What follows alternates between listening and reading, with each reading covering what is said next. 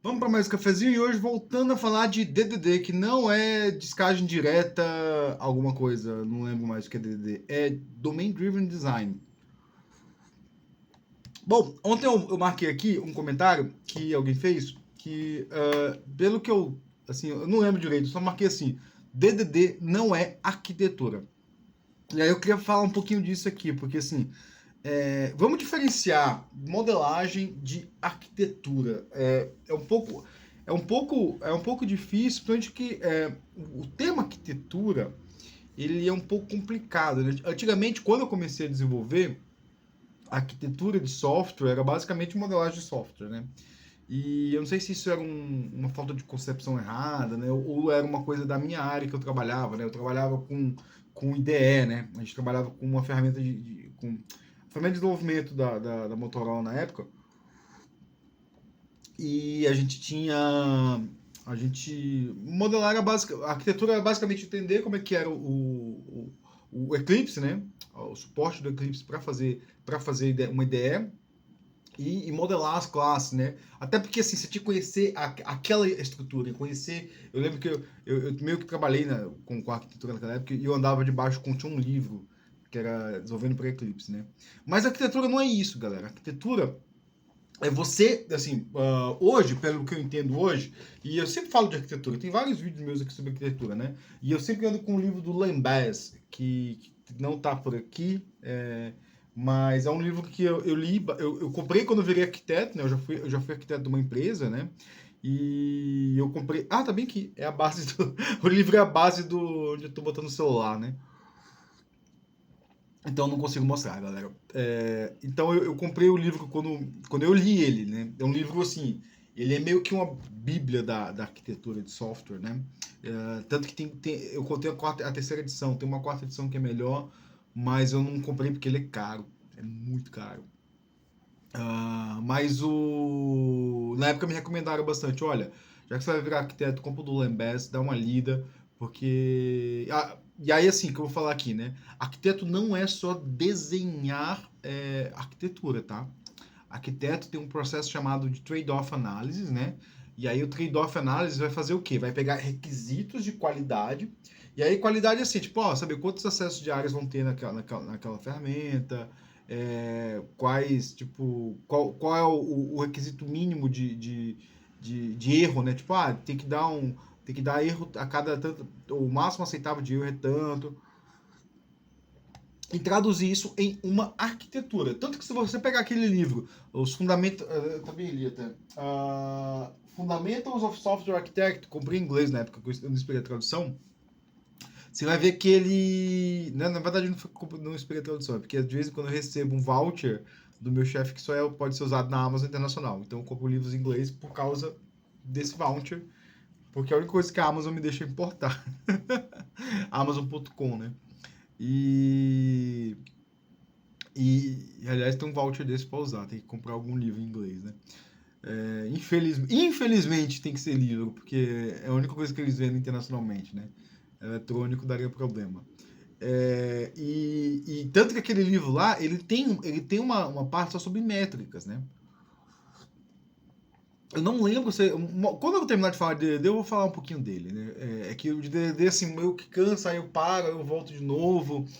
Porque é muito difícil fazer aqueles resumos ali. Principalmente que a escrita do livro é muito complicada, me cansa muito, né? Por isso que eu lanço uns vídeos fora, né?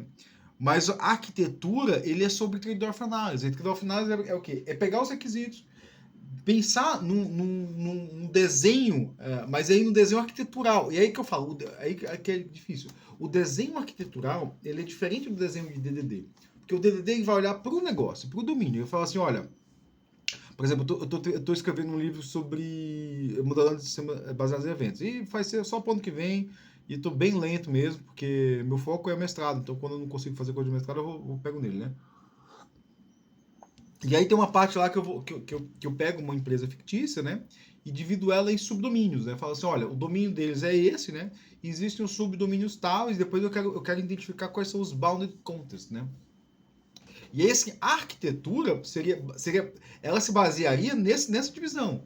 Porque a divisão de domínio de uma empresa vai dividir os sistemas, né? Aí a arquitetura pegaria aquele sistema, entenderia os requisitos de negócio daquele sistema e falaria assim, beleza, ó, eu tenho um sistema aqui, imagina que eu tenho eu tenho um sistema de loja lá. Aí na loja eu vou ter a parte de estoque, que tipo, o usuário não acessa a parte de estoque.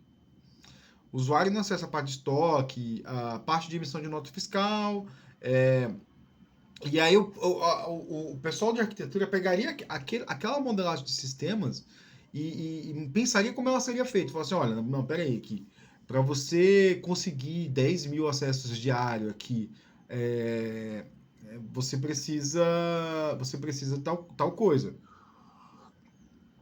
Você não consegue acessar, sei lá, 10 milhões de acessos diários com uma arquitetura tipo blá, né? Um design blá. Então você vai ter que migrar para alguma coisa tal. Isso seria arquitetura, né? Mas tem também outros tipos de arquitetura, né? Porque assim, a gente pensa. E assim, essa arquitetura que eu tô falando, muitas delas é absorvida pelo time de desenvolvimento, né?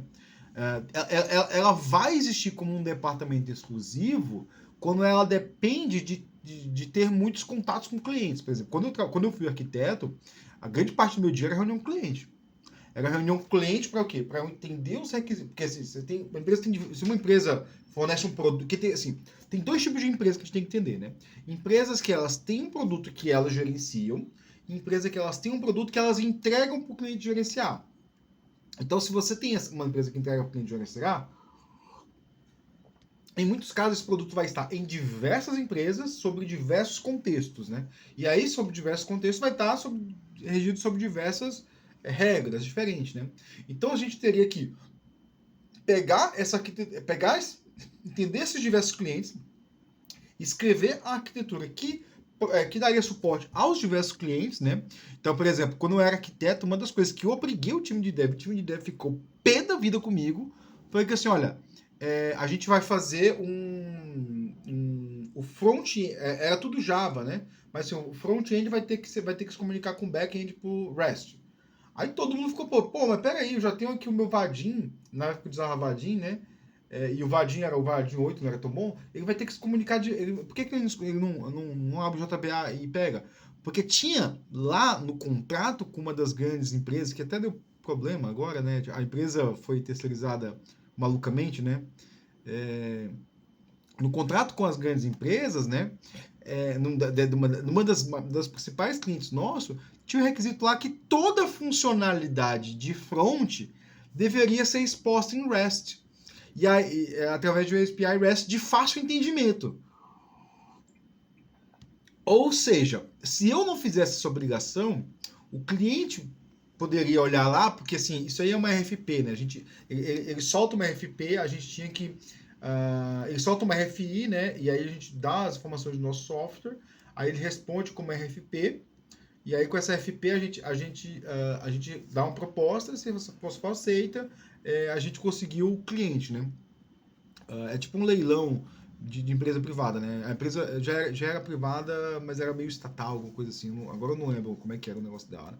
E aí, assim, ia chegar lá, quando tivesse a entrega do software, o cara ia olhar ponto a ponto do sistema para verificar assim, olha, você cumpriu ou não cumpriu a RFP. E eu tive que ler essa RFP. Putz, eu tive que ler, marcar, tipo... Por isso que esse hábito de, às vezes, eu andar com imprimir papel para ler, a gente precisa. Porque nessa época, tipo, eu tive que imprimir a RFP, marcar cada ponto. Ó, isso aqui é necessário, isso aqui é necessário, isso aqui é necessário.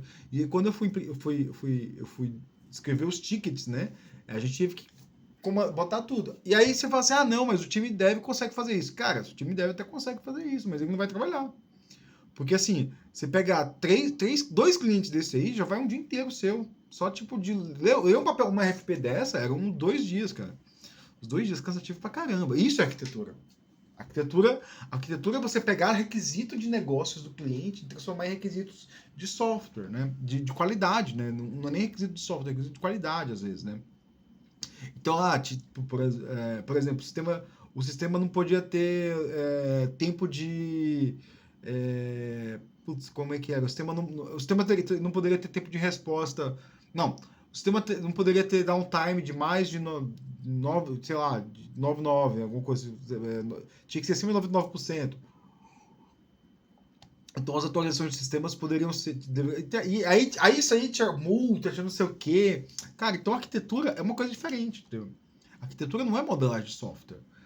Quem pensa que a arquitetura é modelagem de software, ou ouve uma arquitetura que ela não tem compromisso com essas. Não que isso seja ruim, né? Mas assim, uma arquitetura que não tem compromisso, assim, tipo, olha, ela pode comprar essa briga por ela mesma, né? Porque empresas maiores podem comprar essas brigas. Empresas menores não, eles estão suscetíveis à boa vontade do cliente. O cliente pode escrever o que ele quer nessa RFP e vai fazer o que ele quer. E aí a pequena empresa vai fazer o que ela quiser, né? Vai fazer o que ela quiser, tipo, né? E tem também um outro tipo de arquitetura, que chama a arquitetura corporativa, que aí é diferente, né? A arquitetura corporativa ela, assim, ela parte de cima para baixo, né? Aí como é que é? Tipo, o pessoal fala muito disso, software corporativo, software corporativo. O que ninguém entende é que software corporativo é derivado de arquitetura corporativa, né? E a arquitetura corporativa, ela nasce de uma necessidade de uma política a nível de C-level. Aí como é que funciona a arquitetura corporativa, né? O C-Level fala assim, olha, eu quero ter essas informações, né? E aí vai ter um corpo de arquitetos que vai falar assim, olha, para a gente ter essas informações, a gente precisa, por exemplo, vamos imaginar um caso aqui. Eu quero ter um dashboard com todas as informações de vendas sei lá, em tempo real. Tipo, eu quero ter o tanto de dinheiros que eu vendi nos últimos 10 minutos aqui, na minha cara aqui na tela, né? E comparar com os últimos 10 minutos, sei lá. O cara quer ter isso. E ele fala assim, tá bom, mas pra gente ter isso, a gente precisa modelar no sistema de forma a atender isso. E aí isso vai descendo no que a gente chama de arquitetura corporativa. Então, por exemplo, eu já fiz projeto com um banco que um dos requisitos é a gente tem que ter auditoria.